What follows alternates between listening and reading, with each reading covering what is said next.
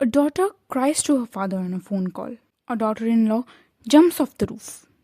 A dead body reaches the hospital, and a family grieved for the baby girl. Everyone called it a suicide until the autopsy reports opened their cards and revealed something far more horrifying. What I'm walking you through is one of the many gruesome cases of dowry deaths India has ever seen. It is the Deepika Nagar case of dowry and murder.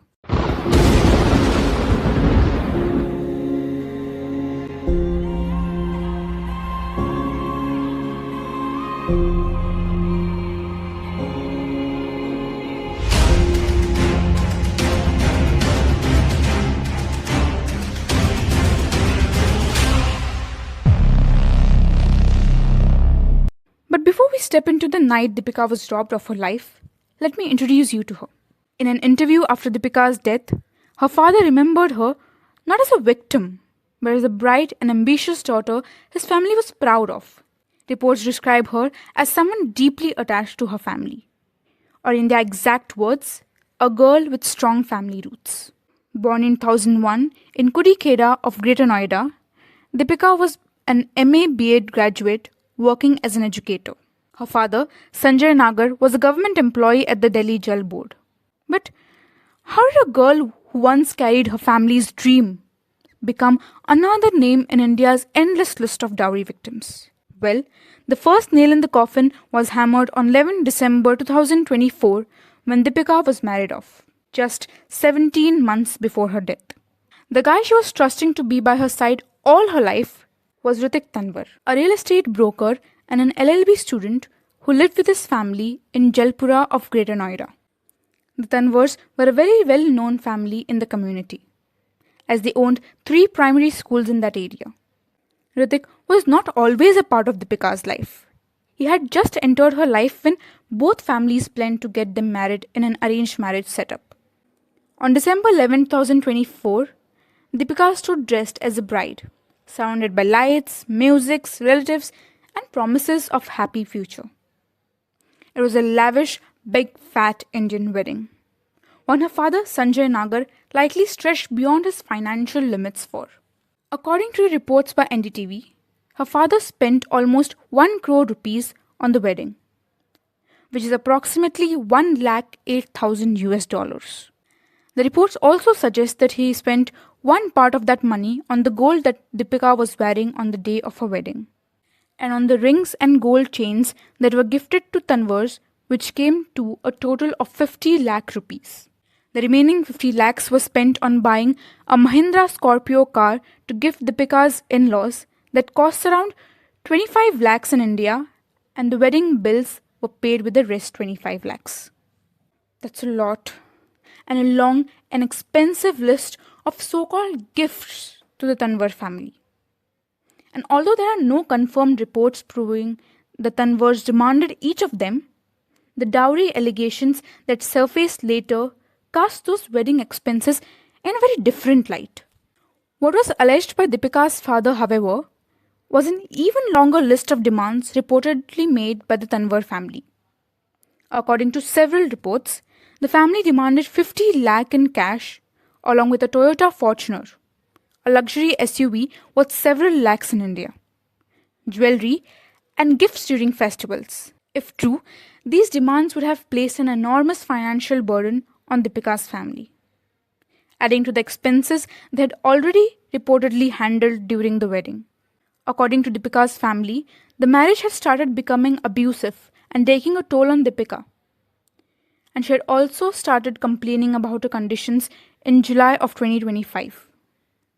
One report also points out that Deepika bought an anklet worth 30,000 rupees few days before her death for her mother-in-law as to fulfill her expectations of getting a gift on festivals from her family. From what I've told you so far, it's safe to say that her marriage was miserable from day one. Deepika's dream of a happy family had collapsed on repeated complaints of harassment and abuse by the in-laws. All she got from her family was the advice to stay and adjust. But on 17th May 2026, things went out of hand. She was being harassed and assaulted by her in-laws yet again, and Deepika could not adjust anymore. She called her father that afternoon crying. Worried for his daughter, Sanjay Nagar came to the Tanwar family's residence at 7 p.m. that same day. According to reports, he came with the intentions to resolve the tension between the family and his daughter. He left after some time, leaving his daughter alone with the Tanwar family. Little did he know that his biggest horrors will come to life hours after he left the Tanwar family. At 12:30 a.m. on the 18th of May 2026, Sanjay Nagar gets a call from Deepika's in-laws, in which he is informed that his daughter jumped off the third floor or fell off the third floor of the Tanwar family's house and has been rushed to the Sharda hospital in Greater Noida. By the time Deepika's family reached the hospital, she was declared dead. After Deepika's death, the Tanwar family maintained that she had either jumped from the third floor or accidentally fallen from it. But for Deepika's family, this explanation did not sit right. According to reports, the moment they saw Deepika's body at the hospital, they suspected something far more horrifying had happened inside the Tanwar household that night. Soon, the police was informed and a case was registered against Hrithik Tanwar and several members of his family under sections related to dowry death, harassment, and cruelty. Deepika's family accused the Tanwars of mentally and physically torturing her for months over dowry demands. They claimed that what happened on the night of 17th May was not an accident, but the final outcome of continuous abuse she had been facing after her marriage. But what truly shook people following this case was the autopsy findings. What many initially thought was a simple suicide case slowly began turning into something much darker. According to reports, the autopsy revealed multiple horrifying internal and external injuries on her body. Deepika had suffered severe head trauma, with a blood clot found in the middle and left side of her brain. Her spleen, liver, and right kidney were reportedly ruptured, pointing towards massive physical trauma and internal bleeding. Reports also mention that all chambers of her heart were found empty, something often associated with extreme blood loss. The injuries visible outside her body were equally disturbing. There was massive swelling on the right side of her face, deep wounds on her knee, and large bruises across her thighs, arms, and forearms. Bleeding was reportedly seen from her mouth, nose, and ear. Some reports further stated that certain injuries were appeared to be antemortem, meaning they may have been inflicted before death. These findings raised serious questions about whether a simple fall from a terrace alone could explain the condition Deepika's body was found in. The combination of head trauma, ruptured organs, and widespread bruises raised disturbing questions about what may have happened inside the house before Deepika died. As the reports surfaced online, outrage spread rapidly across social media. Many people began comparing the case to the countless dowry deaths India has witnessed over decades. Cases where young brides entered marriage with dreams of building families, only to become victims of greed, pressure, and violence behind closed doors. As pressure mounted on the police, arrests soon followed. Hrithik Tanwar and his father Manoj Tanwar, with some members of his family, were taken into custody under charges related to dowry death, harassment, and cruelty. However, reports also suggested that not every accused family member was immediately found by the police, and investigations continued as public outrage kept growing online. Whether Deepika's death was a result of prolonged abuse, dowry, pressure, or something even more horrifying is for the court to decide. But what remains undeniable is that a 25-year-old woman who once stepped into marriage with dreams of a peaceful future is now remembered through postmortem reports, FIRs, and courtroom hearings.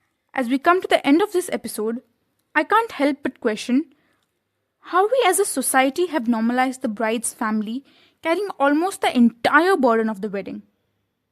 When did expensive gifts during festivals become obligation instead of gestures of love? I mean, On one hand, you mentally and physically torture someone's daughter, and on the other hand, you expect gifts and respect from that family. Statements like, अगर इतनी ही गर्मी लगती है तो मायके से AC लाना चाहिए था ना, have become so normal in Indian households that many people don't even recognize them as abuses anymore. As a girl, I think it's important to leave the house the first time you experience violence and harassment. I know, it's not easy to take such an extreme step, but do we really have a choice? I think I would rather be okay hearing people gossip about me and assassinate my career than let my husband beat the hell out of me until I give up and die. And to every parent listening to this, I just want to say one thing. A divorced daughter is far better than a dead one. You might have heard this many times, but this is just not a line. This is something you should keep in your mind when you marry off your daughter. With that, we come to the end of this episode. Stay sane and alive until we meet the next time. This is the Deathlore.